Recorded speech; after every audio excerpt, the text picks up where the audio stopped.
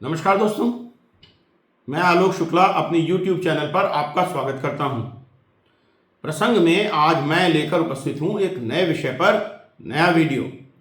लेकिन आगे बढ़ने के पहले मेरी चैनल को सब्सक्राइब कर लीजिए और बेल आइकॉन भी दबा दीजिए, जिससे आपको हर नए वीडियो का नोटिफिकेशन मिलता रहे। अगर वीडियो अच्छा लगे तो इसे लाइक और शेयर भी जरूर करिएगा।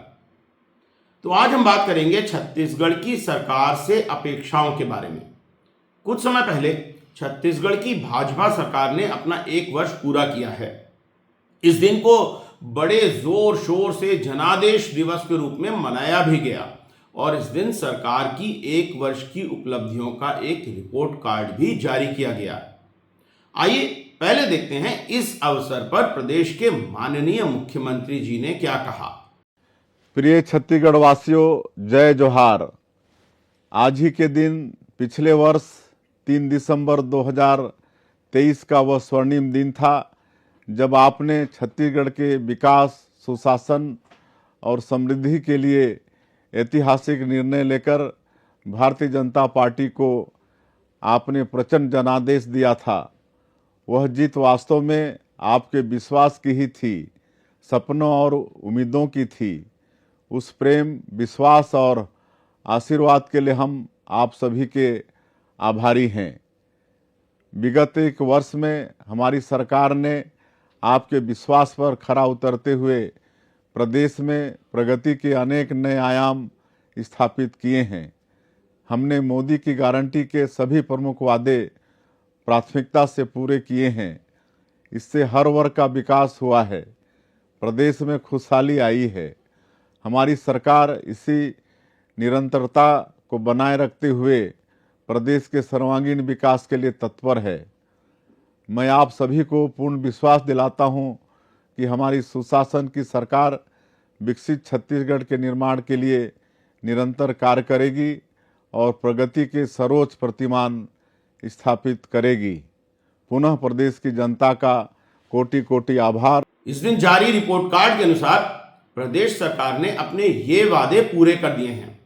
पहला है महतारी वंदन योजना को लागू करना, दूसरा है 18 लाख लोगों को आवास देने का वादा, तीसरा है 3100 रुपए प्रति क्विंटल की दर से धान खरीदी, चौथा तेंदुपत्ता संग्राहकों को 5500 रुपए प्रति मानक बोरा दिया जाना, पांचवां रामलला दर्शन योजना की शुरुआत और छठवां सीजीपीएससी घोटाले की सीबीआई जांच।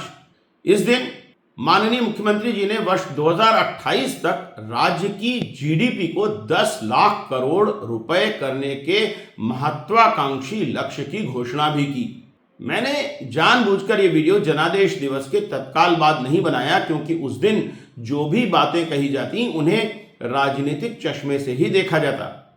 मैं आज आपसे जो बात करने जा रहा हूं वो किसी राजनीतिक दल के पक्ष या विपक्ष में नहीं है, बल्कि ये बात इस बारे में है कि छत्तीसगढ़ की प्रगति के लिए पक्ष और विपक्ष को मिलकर क्या करना चाहिए।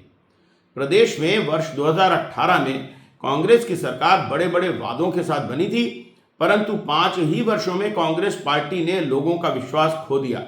दिसंबर 2023 में प्रदेश एक बार फिर बड़े बहुमत के साथ भाजपा की सरकार को लेकर आया और प्रदेश के लोग इस सरकार की ओर आशा भरी निगाहों से देख रहे हैं। यदि 1 वर्ष में पूरे किए गए वादों की बात करें तो धान खरीदी और तेंदुपत्ता खरीदी की दर बढ़ाने की बात तो लोगों को आर्थिक रूप से मजबूत बनाती है, लेकिन रोजगार और आर्थिक सक्षमता की बात अभी दिखाई नहीं पड़ती। माननीय मुख्यमंत्री जी की जीडीपी दुगनी करने की लक्ष्य की घोषणा अवश्य एक आशा उत्पन्न करती है, लेकिन अभी तक सरकार ने कोई ऐसी योजना आम जनता को बताई नहीं है जिसके द्वारा ये बात संभव हो सकेगी। आइए छत्तीसगढ़ की आर्थिक सच्चाई को जानने के लिए छत्तीसगढ़ के वर्तमान आर्थिक परिदृश्य को देखते हैं। छत्तीसगढ़ की प्रति व्यक्ति जीएसडीपी वर्ष 2019-20 में 4.5% की दर से बढ़ी थी और उस समय 1,06,611 रुपए प्रति व्यक्ति थी। वर्ष 2020-21 में यह घटकर 1,06,117 रुपए प्रति व्यक्ति हो गई। ये 0.5% की कमी थी, जो शायद कोविड के कारण रही होगी। वर्ष 2021-22 में छत्तीसगढ़ की जीएसडीपी 15.8% की दर से बढ़कर 1,22,934 रुपये प्रति व्यक्ति हो गई। वर्ष 2022-23 में ये 11.7% की दर से बढ़ी और 1,37,329 रुपये प्रति व्यक्ति हुई। एवं वर्ष 2023-24 में ये वृद्धि दर और घटकर 7.3% रह गई है और जीएसडीपी 1,47,361 प्रति व्यक्ति हो गई है। इस डेटा को देखकर तो ये लगता ही है कि छत्तीसगढ़ की जीएसडीपी की वृद्धि दर हर साल कम ही हो रही है। अगर 5 साल में जीएसडीपी को दोगुना करना है तो छत्तीसगढ़ की जीएसडीपी को लगभग 20% प्रतिवर्ष की दर से बढ़ना होगा। ये कैसे होगा, इसकी कोई योजना अभी तो दिखाई नहीं देती है। भारत की जीडीपी की वृद्धि दर इस वर्ष की दूसरी तिमाही में घटकर 5.4% रह गई है। ऐसे में छत्तीसगढ़ ऐसी कौन सी बात करेगा जिससे वो भारत की तुलना में लगभग 3 से 4 गुना ज्यादा तेजी से बढ़ सके? इसकी योजना तो बनानी ही होगी, अन्यथा ये बात केवल एक नारा ही बनकर रह जाएगी। मैंने जब इंटरनेट पर रिसर्च की तो मुझे इस विषय पर प्रदेश के माननीय वित्त मंत्री ओपी चौधरी जी का एक छोटा इंटरव्यू मिला, जो मैं आपको दिखा रहा हूँ। और 2028 तक हम अपने जीडीपी को डबल करने का महत्वाकांक्षी लक्ष्य लेकर के चल रहे हैं। ऐसा इस पिछले 5 लाख करोड़ की जीडीपी को 10 लाख करोड़ तक 5 साल में पहुंचाने का एक बड़ा लक्ष्य हमारी सरकार ने मुख्यमंत्री जी के नेतृत्व में रखा है। इसमें सर्विस सेक्टर पे हमारा सेकेंडरी सेक्टर, उद्योग सेक्टर, मैन्युफैक्चरिंग सेक्टर पर तो छत्तीसगढ़ की इकोनॉमी का पर बड़ा रोल रहता ही है। हमारे जीडीपी का 55% सेकेंडरी सेक्टर से आता है, लेकिन जो सर्विस सेक्टर है वो अभी और तेजी से ग्रो कराने की जरूरत है। सर्विस सेक्टर को फोकस करके हेल्थ केयर, स्वास्थ्य सेवाएं, मैरिज डेस्टिनेशन डेवलप करना, टूरिज्म डेवलप करना, इको टूरिज्म डेवलप करना, लेबर इंटेंसिव मैन्युफैक्चरिंग वाले उद्योगों को बढ़ावा देना, पर्यटन को उद्योग का दर्जा देना, इन सारे बिंदुओं को फोकस करते हुए नई औद्योगिक नीति में इस पर फोकस करते हुए काम किया जा रहा है ताकि जीडीपी को और तेजी से आगे बढ़ाया जा सके। इस इंटरव्यू में ओपी चौधरी जी कह रहे हैं कि जीएसडीपी की यह बढ़त मुख्य रूप से सेवा क्षेत्र में होगी। उन्होंने 2 क्षेत्रों का नाम भी विशेष रूप से लिया। पहला है मेडिकल सेवा क्षेत्र और दूसरा है पर्यटन। मुझे ओपी चौधरी जी से सम्मुख मिलने का मौका तो नहीं मिला है, परंतु मैं उनकी योग्यता और कम उम्र में उनकी उपलब्धियों का बहुत सम्मान करता हूं।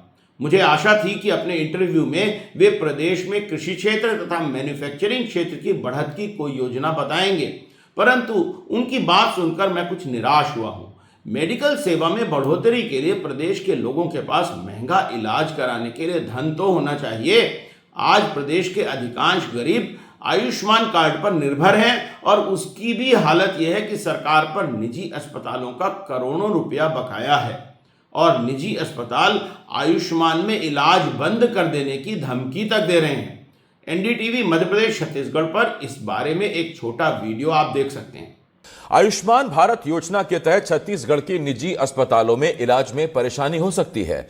योजना के तहत राशि का भुगतान 3 महीने से नहीं होने के कारण आयुष्मान कार्ड से इलाज नहीं करने की चेतावनी दी गई है। ऐसे में मेडिकल सेवा क्षेत्र में कोई विशेष बढ़त की संभावना नहीं दिखती। माननीय वित्त मंत्री जी, अगर देश या प्रदेश के बाहर से आने वाले धनाढ्य मरीजों के लिए मेडिकल टूरिज्म की बात कर रहे हैं तो इसकी संभावना भी कम ही है। आजकल तो बड़े शहरों के बड़े अस्पतालों ने भी मेडिकल टूरिज्म की बात करना लगभग बंद ही कर दिया है।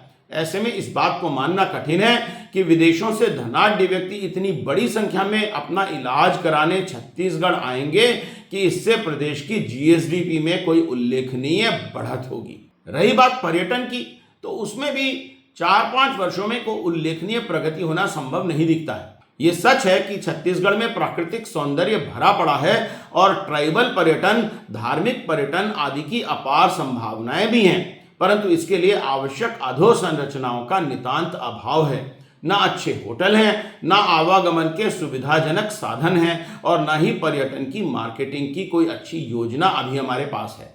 पर्यटन हब बनाने का सुझाव अच्छा है, परंतु ये लंबे समय की योजना है। 4-5 सालों में पर्यटन के माध्यम से जीएसडीपी में बहुत बड़ी बढ़त संभव नहीं दिखती है। आइए हम प्रति व्यक्ति आय और प्रति व्यक्ति जीएसडीपी के बारे में बात करें। दरअसल प्रति व्यक्ति जीएसडीपी का पैमाना पूरी तौर पर हमें सही बात नहीं बताता है, क्योंकि इसमें अमीर लोगों की आय भी शामिल होती है और ये एक औसत है। प्रदेश के बहुसंख्यक गरीब लोगों की स्थिति क्या है, ये जानना हमारे लिए जरूरी है।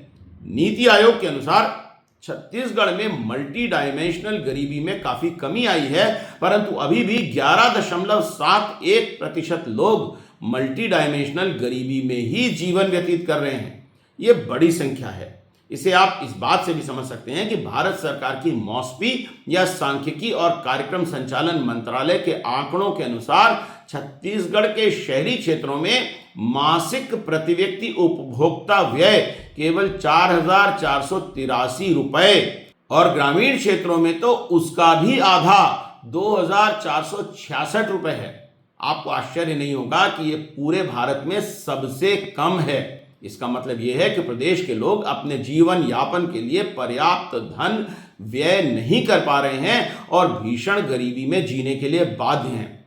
ये तब जब नवंबर 2024 में प्रदेश की महंगाई दर 8.39% होकर पूरे भारत में सबसे ज्यादा रही है।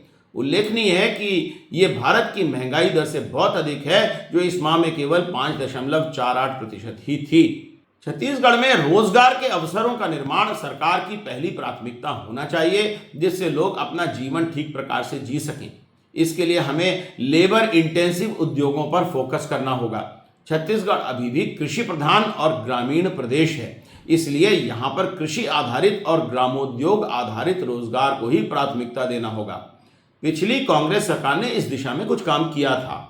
ग्रामीण क्षेत्रों में ग्रामीण औद्योगिक पार्कों या रीपा के द्वारा ग्रामोद्योगों पर कार्य प्रारंभ किया गया था और सी मार्ट के माध्यम से इनकी बिक्री की कुछ व्यवस्था भी शुरू की गई थी। ये सच है कि इन योजनाओं में भ्रष्टाचार के आरोप भी लगे और भ्रष्टाचार की जांच की घोषणा के बाद नई सरकार ने इन योजनाओं पर आगे का काम लगभग बंद कर दिया है। बेमेतरा जिले में रीपा योजना बंद होने के बारे में एक रिपोर्ट एनडीटीवी मध्य प्रदेश छत्तीसगढ़ पर देखिए। सत्ता परिवर्तन के बाद पिछली सरकार की ओर से शुरू की गई रीपा योजना ठंडे बस्ते में चली गई है, जिसके चलते हजारों महिलाएं बेरोजगार हो गई हैं। साथ ही अरबों रुपए के सामान कबाड़ में तब्दील हो रहे हैं। रिपोर्ट देखिए।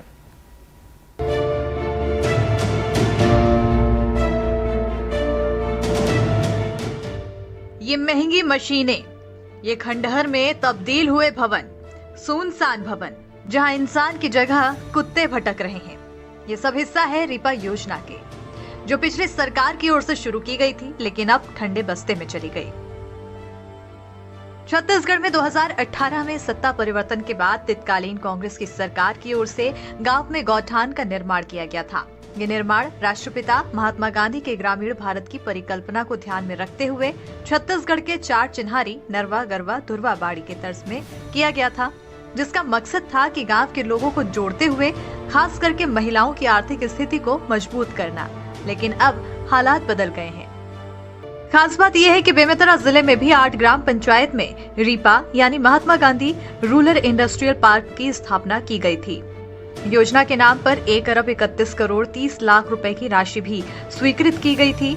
साथ ही 8 गौठानों में अलग अलग इकाई की स्थापना की गई थी, लेकिन ये रकम और मेहनत फिजूल साबित हुई। मुझे नहीं पता कि रीपा में कोई भ्रष्टाचार हुआ है अथवा नहीं। अगर भ्रष्टाचार हुआ है तो निश्चित रूप से उसकी जांच करके दोषियों पर कार्रवाई होनी ही चाहिए, परंतु इस कारण योजना को बंद कर देने की बात मेरी समझ से तो बाहर है। We cannot throw the baby with the bath water. रीपा के माध्यम से बेरोजगारी की समस्या से निपटने का प्रयास किया जा सकता है। आज पूरे देश की ही तरह छत्तीसगढ़ में बेरोजगारी बड़ी समस्या है। भारत सरकार द्वारा देश में रोजगार की स्थिति जानने के लिए एक सर्वेक्षण किया जाता है, जिसे पीरियोडिक लेबर फोर्स सर्वे या PLFS कहते हैं। इसकी प्रत्येक तिमाही में एक रिपोर्ट प्रकाशित होती है तथा एक वार्षिक विस्तृत रिपोर्ट भी प्रकाशित होती है। वर्ष 2023-24 की रिपोर्ट भारत सरकार की वेबसाइट पर उपलब्ध है। इस रिपोर्ट के अनुसार छत्तीसगढ़ में 15 वर्ष से अधिक आयु वर्ग के लोगों में बेरोजगारी की दर 6.1% है, जो अपने आप में काफी ज्यादा है। परंतु वास्तविक भयावह स्थिति युवा बेरोजगारी की है। ये रिपोर्ट बताती है कि शहरी क्षेत्रों में 15 से 29 वर्ष आयु वर्ग के बेरोजगारों की संख्या 20.7% है और शहरी क्षेत्रों की 15 से 29 वर्ष आयु वर्ग की महिलाओं में बेरोजगारी की दर तो 26.7% है। इसी प्रकार इस रिपोर्ट से यह भी पता लगता है कि शिक्षित युवाओं में बेरोजगारी अधिक है। जहां बिना पढ़े लिखे लोगों में केवल 0.3% ही बेरोजगार हैं, वहीं स्नातक स्तर पर बेरोजगारी की दर 9.5% और स्नातकोत्तर स्तर पर 17.9% है। यह बात बिल्कुल साफ है कि राज्य में अधिकांश रोजगार दैनिक मजदूरी के स्तर का है। PLFS के अनुसार छत्तीसगढ़ में 18.5% रोजगार कैजुअल लेबर या आकस्मिक श्रम का है। 65.6% रोजगार स्वरोजगार की श्रेणी में है। केवल 15.9% रोजगार ही नियमित नौकरी के रूप में है। ये कोई सरकारी नौकरी की बात मैं नहीं कर रहा हूं, सभी प्रकार की नौकरियां इसमें शामिल हैं। इस अंतर को आप इस रिपोर्ट में विभिन्न श्रेणियों के रोजगार से होने वाली आमदनी के आंकड़ों से समझ सकेंगे। इस रिपोर्ट में बताया गया है कि अप्रैल-जून 2024 में छत्तीसगढ़ में जहां नियमित नौकरी से लोगों की औसत मासिक आय 19,753 रुपए थी, वहीं स्वरोजगार करने वालों की औसत मासिक आय केवल 10,760 रुपए मात्र ही थी। स्वरोजगार वाली महिलाओं की स्थिति तो और भी दयनीय है। ग्रामीण क्षेत्रों में स्वरोजगार से महिलाओं को औसत मासिक आय केवल 4,462 रुपए और शहरी क्षेत्रों में 5,527 रुपए हुई है। छत्तीसगढ़ में आकस्मिक मजदूरी से दैनिक आमदनी अप्रैल-जून 2024 में केवल 295 रुपए प्रतिदिन ही हुई है। महिलाओं को तो और भी कम, अर्थात 226 रुपए प्रतिदिन की दैनिक आमदनी हुई है। आप समझ ही सकते हैं कि लोगों की आमदनी बढ़ाने और अच्छे रोजगार के अवसर बढ़ाने की कितनी आवश्यकता है। छत्तीसगढ़ बनने के बाद भाजपा ने शिक्षित बेरोजगार युवाओं के लिए बेरोजगारी भत्ता प्रारंभ किया था, जो बाद में बंद कर दिया गया। पिछली कांग्रेस सरकार ने शिक्षित बेरोजगारों के लिए एक बार फिर बेरोजगारी भत्ता चुनाव के ठीक पहले लागू किया और बड़ी संख्या में युवाओं को कुछ माह के लिए ही सही बेरोजगारी भत्ता मिला भी। हालांकि उस समय भाजपा के बड़े नेता डॉक्टर रमन सिंह ने कहा था कि कांग्रेस बेरोजगारी भत्ता देने का केवल दिखावा कर रही है। उन्होंने दूरदर्शन पर कहा था कि बजट में केवल 250 करोड़ रुपए की राशि ही रखी गई है, जबकि 10 लाख युवाओं को बेरोजगारी भत्ता दिया जाना चाहिए और इसके लिए 3,000 करोड़ रुपए की राशि बजट में रखना जरूरी है। दूरदर्शन पर प्रसारित उनका ये कार्यक्रम आप देख सकते हैं। इससे बड़ा मजाक क्या हो, 250 करोड़ यदि एक साल के लिए भी राशि यदि आप 10 लाख नवयुवकों के लिए रखना चाहते हो तो कम से कम 3,000 करोड़ रुपया बजट में रखोगे तो नवयुवकों को ये राशि मिलेगी। 250 करोड़ रख के ही उन्होंने बता दिया उनकी मंशा क्या है। इतनी शर्तें लाद दी है, इतने शर्तें लाद दी है कि 2 साल पुराना उनका रजिस्ट्रेशन होना चाहिए। 18 से 35 साल उम्र वाला तो ठीक है, रोजगार कार्यालय में 2 साल का पंजीयन होना, आय का कोई स्रोत ना हो। आश्चर्य की बात है कि हालांकि बेरोजगारी भत्ता बंद करने का कोई औपचारिक आदेश जारी नहीं हुआ है, परंतु न तो इसके लिए बजट दिया गया है और न ही पिछले 1 वर्ष में किसी को बेरोजगारी भत्ता ही दिया गया है।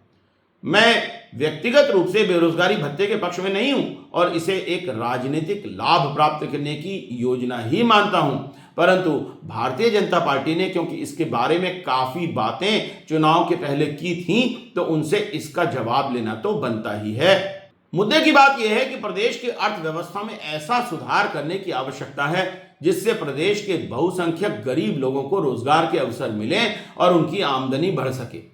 इसके लिए व्यापक योजना बनाने की आवश्यकता है। इस संदर्भ में पिछली सरकार की गोधन न्याय योजना की बात करना जरूरी लगता है।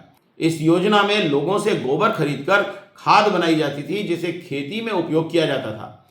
इसी प्रकार की योजना छत्तीसगढ़ की ही तर्ज पर कुछ अन्य प्रदेशों में भी शुरू की गई थी। भारत सरकार की गोवर्धन योजना में भी गोबर और अन्य अपशिष्ट से खाद बनाने की बात कही गई है। इस योजना से न केवल ऑर्गेनिक कृषि को बढ़ावा मिलता है, बल्कि गोबर का जलना कम होने से भारत के नेट जीरो लक्ष्य को प्राप्त करने में भी सहायता मिलती है। इसके अतिरिक्त गोबर पेंट, गोबर से अन्य उत्पाद आदि से ग्रामीण अर्थव्यवस्था भी सुदृढ़ होती। परंतु ये योजना भी भ्रष्टाचार की जांच के नाम पर बंद कर दी गई है। IBC 24 पर इस बारे में एक खबर आप देख सकते हैं। महीने में कई हजार लीटर वो पेंट बना के बेच देते थे, मगर वो बंद पड़ा हुआ है। और इस तरह की जो फैक्ट्रियां, पेंट बनाने की फैक्ट्रियां छत्तीसगढ़ में करीब 40 जगह थी, और रायपुर की बात करें तो रायपुर में भी 6-7 जगह थी। सभी फैक्ट्रियों में काम यहाँ पर बंद पड़ा हुआ है। महिला स्व सहायता समूह की महिलाएं जो फिलहाल अभी बेरोजगार हैं, थोड़ा बहुत जो काम चलता है वो यहाँ पर चल रहा है। नई सरकार से चाहत हन हमन हाँ काम ला चालू कर, हमार काम हाँ चलही तभी हमन खाबो, काला खाबो, हमन नहीं कमाबो त और काम हाथ पूरा बंदेज कर दे है। ना गोबर खरीद के देत रही तहुल बंद कर दे है। हमारा काम चालू रहेगा, काम चालू, और काम बंद कभी मत होना चाहिए। हमारे मन के काम चली तो हमारे मन के खाना पीना, बच्चा मन के पढ़ाई लिखाई, सब ये चीज खर्चा पानी करत है ना, नहीं करबो तो हमारे बैठी। छत्तीसगढ़ में माओवाद पर नियंत्रण के लिए बड़ी सफलताएं मिल रही हैं, जिसके लिए पुलिस और सरकार बधाई के पात्र हैं। परंतु प्रदेश के बाकी क्षेत्रों में कानून व्यवस्था की स्थिति अच्छी नहीं है। बलौदाबाजार में जिला कलेक्टर के कार्यालय में आगजनी की घटना तो चिंताजनक है ही। इसे आप ABP न्यूज पर देखिए। अभी तक सो रही थी, मतलब छत्तीसगढ़ की सरकार की अब नींद खुली है। जब ये आग लगी है, जब बलौदा बाजार में कलेक्ट्रेट दफ्तर फूंक गया, जब वहां आग की लपटें उठी, तब छत्तीसगढ़ की सरकार नींद से जाग रही है। इसी प्रकार कवर्धा में हुई हिंसा की घटना और एक व्यक्ति के घर में घुसकर उसे जिंदा जलाने की घटना भी बहुत डरावनी है। इस बारे में मृतक की नातिन का इंटरव्यू आप ABP लाइव पर देख सकते हैं। आप कौन हो इनकी? नतनीन हूँ उनकी, मेरे दादाजी है, खत्म हुए। दादाजी। हाँ। ये बताओ कि उस दिन कितने टाइम का वक्त रहा होगा, भीड़ कितनी संख्या में यहाँ आ गई? वहाँ लगभग 10-11 बजे के आसपास है। सुबह? हाँ। तुम लोग आराम से यहाँ पे घर पे बैठ के खाना पीना बना रहे थे, खा रहे, तुमको पता नहीं था क्या कि भीड़ आ रही है? कोई कुछ मालूम नहीं थी इसके बारे में, कुछ जानकारी नहीं थी। जब घर में भीड़ आया तब हमको जानकारी हुआ क्या है, ये क्या हुआ है, ऐसे करके। और भीड़ कितनी की संख्या में रही होगी? पूरे भीड़ थी। गांव भर के लोग आसपास के? हाँ। दूसरे गांव के भी आए थे कि नहीं, गांव वाले थे। इसी गांव के? क्या चिल्ला रहे थे वो लोग? मारो मारो वैसे करके चिल्ला रहे थे। अच्छा। हाँ। तो दादाजी क्या बोले कि पहले आप लोग निकलो घर से? हाँ। क्या बोले तुम लोगों को? नहीं, मैं दादाजी वहाँ सोए थे। हाँ, फिर हम भाग गए डर से, आँख हमारा बंद हो गया। भीड़ को देख के अचानक हमला हुआ, हमको कुछ मालूम नहीं चला। इसी घटना के आरोपी की पुलिस कस्टडी में मृत्यु की दर्दनाक घटना भी हुई, जिसके बारे में आप IBC 24 पर खबर देख सकते हैं। न्यायिक हिरासत के दौरान जेल में आरोपी प्रशांत साहू की मौत हो गई। बड़ी संख्या में इसके बाद कांग्रेस और साहू समाज के लोग धरने पर बैठ गए। जिला अस्पताल के मॉर्चुरी के सामने धरने पर बैठे हैं। परिजनों ने पंचनामा रिपोर्ट पर हस्ताक्षर करने से भी इनकार कर दिया है। इन घटनाओं से यह महसूस होता है कि आम लोगों की सुरक्षा पर जितना ध्यान देने की आवश्यकता है, उतना शायद नहीं दिया गया है। मैं मानता हूं कि प्रदेश सरकार इस बारे में जरूर कुछ न कुछ कर ही रही होगी और ऐसी घटनाओं की पुनरावृत्ति नहीं होगी। मेरा यह स्पष्ट मानना है कि सभी सरकारें, चाहे वो किसी भी पार्टी की क्यों न हो, आम लोगों के हित में काम करना चाहती हैं। छत्तीसगढ़ की वर्तमान सरकार भी जनहितैषी सरकार ही है और लोगों की भलाई के काम करना चाहती है। मैं तो बस इतना ही कहूँगा कि कभी कभी विज्ञापनों के शोर में हम अपने बड़े लक्ष्य को भूल जाते हैं। आवश्यकता एक ऐसे विजन की है जो प्रदेश को नई ऊंचाइयों तक ले जा सके। हम जो भी करें, महात्मा गांधी के उस ताबीज को न भूलें जिसमें कहा गया है कि जब भी कोई काम करने निकलो तो सबसे गरीब व्यक्ति का चेहरा याद करो। अगर तुम्हें लगता है कि जो तुम करने जा रहे हो उससे उस गरीब व्यक्ति को लाभ होगा, तभी वो काम करने लायक है, वरना सरकारी विज्ञापनों से सरकार की वास्तविक लोकप्रियता नहीं बढ़ती है। दुष्यंत कुमार का एक शेर याद आ रहा है, अब किसी को भी नजर आती नहीं कोई दरार, घर की हर दीवार पर चिपके हैं इतने इश्तहार। तो आज के लिए इतना ही। जल्दी फिर मिलेंगे प्रसंग में किसी नए विषय पर, नए वीडियो के साथ। तब तक के लिए नमस्कार।